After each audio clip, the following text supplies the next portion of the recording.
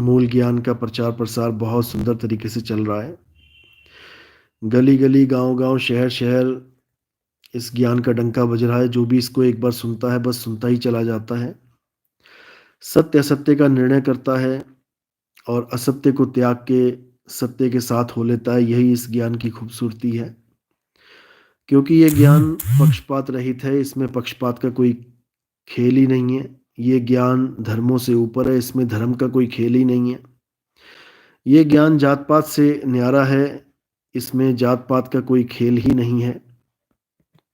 इसलिए इस ज्ञान को पूरे संसार में फैलने में वक्त नहीं लगेगा, बस समझ में आने की देर है। क्योंकि इस ज्ञान का इस वक्त संसार को बहुत ज़रूरत है। जो हाल इस संसार का हो चुका है, परमात्मा ने जो निर्धारित किया है कि इस संसार में एक ऐसा समय आएगा जब इंसान इंसान का दुश्मन हो जाएगा, तब ये मूल ज्ञान उजागर होगा और दोबारा से सबके अंदर भाईचारा, प्रेम, एक बार फिर से एक दूसरे के लिए इज्जत, ये सब अपने आप ही आना शुरू हो जाएगा। इस ज्ञान को सुनते ही भेदभाव मिट जाएंगे। हिंदू मुस्लिम सिख ईसाई का झगड़ा हमेशा हमेशा के लिए खत्म हो जाएगा। ऊंची जात नीची जात, बड़ी जात छोटी जात, इन सब चक्करों से लोग मुक्त हो जाएंगे और फिर से एक ऐसा समाज का निर्माण होगा जिसमें सब बराबर होंगे, जिसको हम अपनी भाषा में, संतों की भाषा में राम राज कहते हैं। ये वो राम राज नहीं है जिसमें दशरथ के पुत्र राम जी के सब भगत हो जाएंगे। ऐसा बिल्कुल नहीं है और ऐसा कभी हो भी नहीं सकता। कोई भी मुसलमान गर्दन कटा लेगा, लेकिन उस रामराज की कल्पना नहीं कर सकता जो दशरथ के सुत राम जी की, उसके राज की बात की जाए तो विरोध हो जाएंगे, दंगे हो जाएंगे, सब भड़क जाएंगे, लेकिन उस राम को स्वीकार ये लोग नहीं कर पाएंगे। किस रामराज की बात चल रही है? वो रामराज जो सबको समानता का अधिकार देगा, वो राम जो सब में समान रूप से विराजमान है, जो हिंदू में भी है, जो मुसलमान में भी है, जो सिख में भी है, जो ईसाई में भी है। संतों ने उस रामराज की बात करी है। उस रामराज के आने का संकेत दिया है कि एक ऐसा समय आएगा जब हर जगह रामराज होगा। वो राम कौन है? वो राम आत्म राम है। उस आत्म राम का जिक्र किया है कि उस आत्म राम को सब जानेंगे, जिसकी महिमा कृष्ण जी ने गीता में भरपूर गाई, लेकिन लोग समझ ही नहीं पाए। उस राम को कोई जान ही ना पाया जिसकी महिमा कृष्ण जी अध्याय 2 में इतना कुछ कह के चले गए कि उसको कोई जला नहीं सकता, उसको कोई काट नहीं सकता, उसको कोई मार नहीं सकता। उस राम का ना तो कभी जन्म होता है, ना ही उसकी कभी मृत्यु होती है, लेकिन सब उस राम के पीछे लग गए जिसका जन्म भी होता है, मृत्यु भी होती है, जिसको जलाया भी जा सकता है, जिसको काटा भी जा सकता है। यानी काया रूपी राम के पीछे सब पड़ गए। लेकिन कृष्ण जी किसकी महिमा गाते रहे, वो किसी ने ध्यान नहीं दिया। क्यों? क्योंकि हमें सही तरीके से गीता का ज्ञान समझाया ही नहीं गया। हमें गीता का ज्ञान सुना सुना के उसके बाद फिर काया रूपी राम, काया रूपी कृष्ण जी की पूजा करवा दी गई। दिक्कत ये रही। इसलिए गीता का ज्ञान सारे संसार को एक नहीं कर पाया। वरना गीता के ज्ञान में ऐसी कोई कमी है ही नहीं कि इसको पढ़कर किसी की भी आंख ना खुले। सबकी आंख खुल जाएगी, चाहे कोई हिंदू है, चाहे कोई मुसलमान, चाहे कोई सिख, चाहे कोई ईसाई। अगर गीता को हमारी दृष्टि से पढ़ लिया जाए, जो गीता को हमने, जो गीता छापी है, हर हर गीता घर घर गीता, अगर उस गीता को अच्छे से अध्ययन कर लिया जाए तो हर अध्याय में छुपे रहस्य का बोध हो जाएगा। समझ में आ जाएगा कि कृष्ण जी ने कितने प्रेम से आत्मा के बारे में जिक्र किया, आत्मज्ञान समझाया अर्जुन को। लेकिन जैसा कि आपको पता है कि अर्जुन एक क्षत्रिय बुद्धि का इंसान था, वो उस ज्ञान को नहीं समझ पाया। अगर वो उस आत्मा के ज्ञान को समझ जाता तो अध्याय 2 में ही सारी गीता निपट जाती।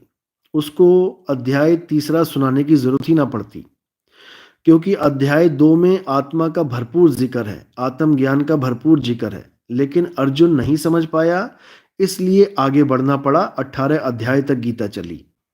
नहीं तो आत्मा का ज्ञान अगर अर्जुन को हो जाता तो विराट रूप पहुंचने तक की तो बात ही नहीं थी, वहां तक तो जाना ही ना पड़ता। अध्याय 2 में ही उसको समझ में आ जाता कि आत्मा अजन्मा है, नित्य है, शाश्वत है। हम चाहकर भी सामने वाली आत्मा को नहीं मार सकते। ना कभी भीष्म पितामह का कत्ल हो सकता है, ना ही कभी दुर्योधन मरेगा, क्योंकि वो सब आत्मा है, शरीर नहीं है। आत्मा अजर अमर अविनाशी है। अगर इतना ज्ञान अर्जुन को समझ में आ जाता तो 2 अध्याय में ही गीता निपट जाती, गीता का अध्याय तीसरा बोलने की जरूरत ही ना पड़ती। वही हाल हम लोगों का भी है, जो हम गीता को पढ़कर भी नहीं समझ पाते, अर्जुन की तरह। इसलिए हमें ऐसे गुरु की आवश्यकता है जो हमें गीता का ज्ञान खासकर अध्याय 2 समझा दे। बाकी किसी अध्याय को जानने की जरूरत ही नहीं पड़ेगी, बाकी कुछ पढ़ने की जरूरत ही नहीं पड़ेगी। अध्याय 2 जिसको समझ में आ गया, समझ लो कि उसने गीता के सार को ग्रहण कर लिया। इसके अलावा और कुछ करने की जरूरत नहीं है। आत्मा को जानोगे तो समझ लो परमात्मा को जान लोगे। इसीलिए संतों ने बोला आत्मा सो परमात्मा। तो इसीलिए सबसे जरूरी क्या है? आत्मा का ज्ञान।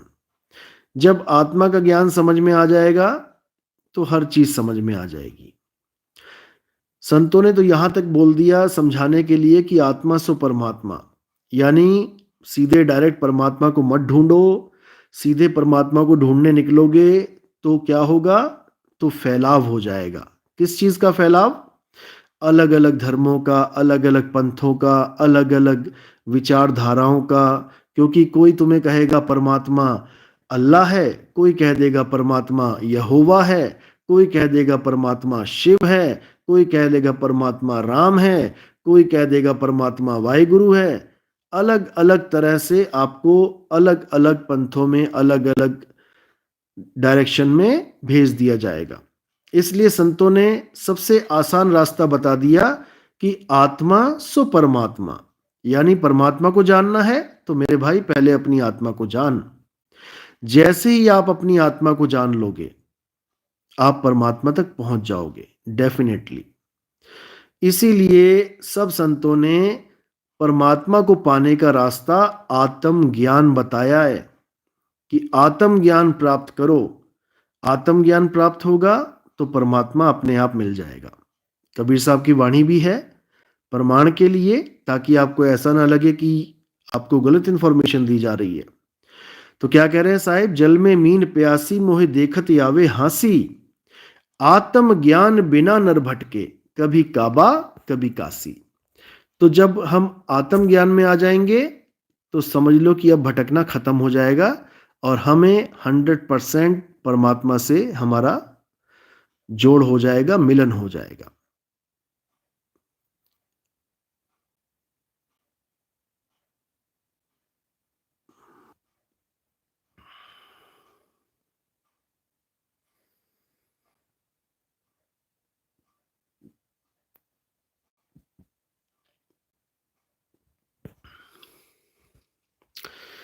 तो हर चीज को ध्यान से समझना है और दोबारा से उस तरह का संसार निर्मित करना है जैसा सतयुग में था। यानी वो वाला सतयुग नहीं जो दुनियादारी वाला सतयुग है। सतयुग यानी जब एक मालिक की बंदगी हो और सब अपने आप को एक दूसरे का भाई समझें, एक परमात्मा की बात करें और एक ही विधि से सब साधना करें। यानी मतभेद नाम की कोई चीज ही ना रहे। वो तभी हो सकता है जब हम सब आत्मज्ञान को अपनाएंगे।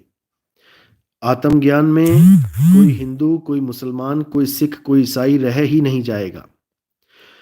लोग आत्मा को समझेंगे क्योंकि आत्मा ही वो वस्तु है।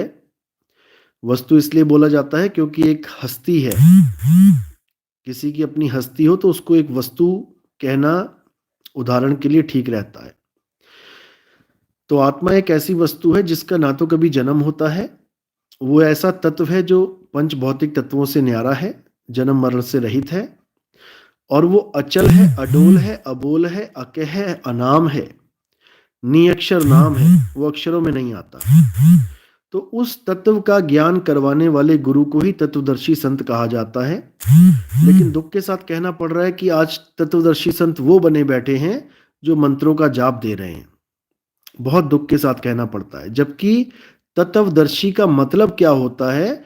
तत्वदर्शी यानी शब्द में ही अर्थ छुपा है, लेकिन ये अज्ञानी जीव समझ ही नहीं पा रहे हैं कि इस शब्द का अर्थ क्या हो सकता है।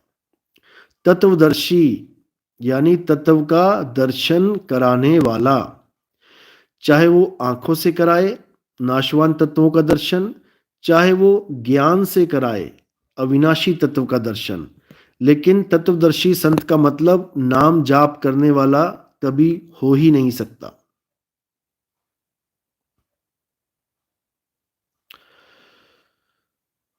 इसीलिए तत्वदर्शी संत की महिमा गाई है। आप गीता पढ़ेंगे, गीता में अध्याय 4 34वां श्लोक यही बोल रहा है कि तत्वदर्शी संत की शरण में जाओ। लेकिन यहाँ तत्वदर्शी कौन बने बैठे हैं? जो मंत्रों का ज्ञान पकड़ा रहे हैं। ये बिल्कुल घोर अज्ञान है। ओम कलियम हरियम शरियम सोहम सत्यम, ये सब नाम देने वाले आज तत्वदर्शी बने बैठे हैं। हैरानी होती है, शब्द का अर्थ क्या है और क्या समझाया जा रहा है, इसीलिए दुख होता है। समझ लो। तो तत्वदर्शी संत का क्या काम होता है? तत्वों के बारे में ज्ञान करवाना, पंच भौतिक शरीरों के जो नाशवान शरीर हैं उसके बारे में ज्ञान करवाना, उसके बाद सूक्ष्म शरीरों में जो ज्ञान है उसको समझाना, और जो शब्द रूपी यानी निहित तत्व है उसका ज्ञान करवाना। तो निहित तत्व जो वस्तु है, जो तत्व है, उसको हम जब लखेंगे तब हमें समझ में आएगा कि आखिर हमारा स्वरूप क्या है। क्योंकि उसी निहित तत्व का ज्ञान करवाना, यही तत्वदर्शी संत का असली रोल होता है। उसको हम निहित तत्वदर्शी संत भी कह सकते हैं, क्योंकि वो दोनों प्रकार के तत्वों का ज्ञाता है। वो दोनों प्रकार के तत्वों को जानता है। वो पंचभौतिक तत्वों को भी जानता है और वो निहित तत्व को भी जानता है। इसलिए उसको हम निहित तत्वदर्शी संत भी कह सकते हैं और तत्वदर्शी संत भी कह सकते हैं।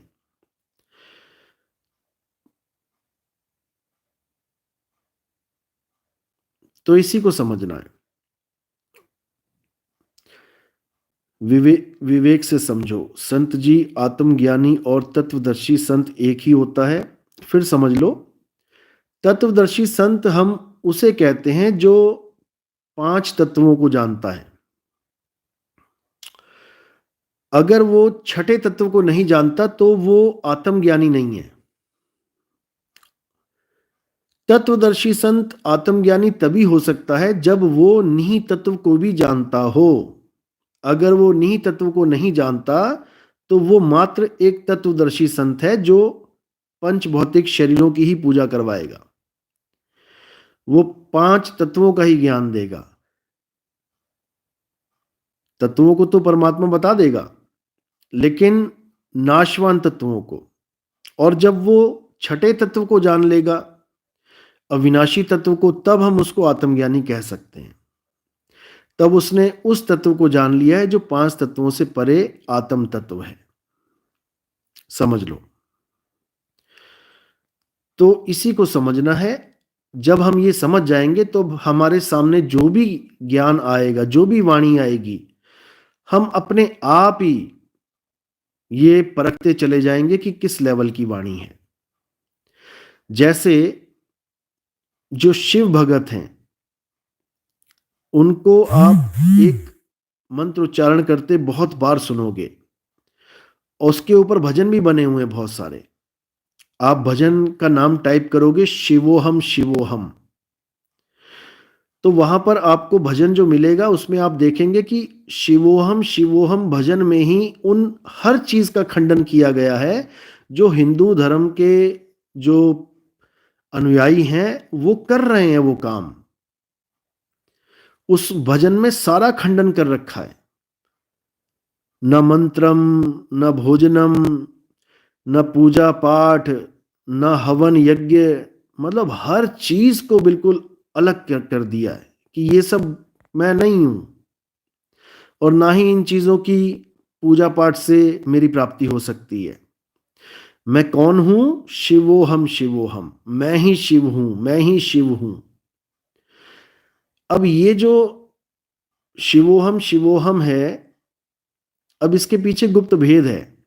ये कोई मंत्र नहीं है, कई लोग इसको मंत्र की तरह यूज करते हैं। ये मंत्र नहीं है, ये एक अवस्था का नाम है। ये उस अवस्था का नाम है जो जीव से ऊपर ब्रह्म तक पहुंचती है। वहां पर यह भाव बनता है शिवोहम शिवोहम, मैं ही ब्रह्म हूं, मैं ही ब्रह्म हूं। अब ये अवस्था उनको मिलती है जो ब्रह्म ज्ञान में आ जाते हैं। उनके लिए ब्रह्म कुछ और नहीं रह जाता, उनके लिए शिव प्राप्ति कुछ और नहीं रह जाती, वो स्वयं ही शिव रूप हो जाते हैं। शिवो हम शब्द में ही अर्थ छुपा है। शिवो हम यानी हम ही शिव हैं। और आपको लगेगा कि हम कैसे शिव हो सकते हैं?